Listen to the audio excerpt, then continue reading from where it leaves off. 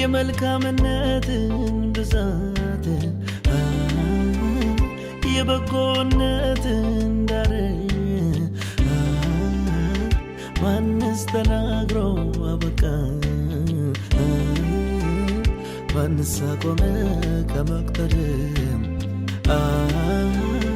ትናንት መልካም ዛሬም መልካም ለዘለዓለም መልካም አንተን ውዱን ክቡር ጌታ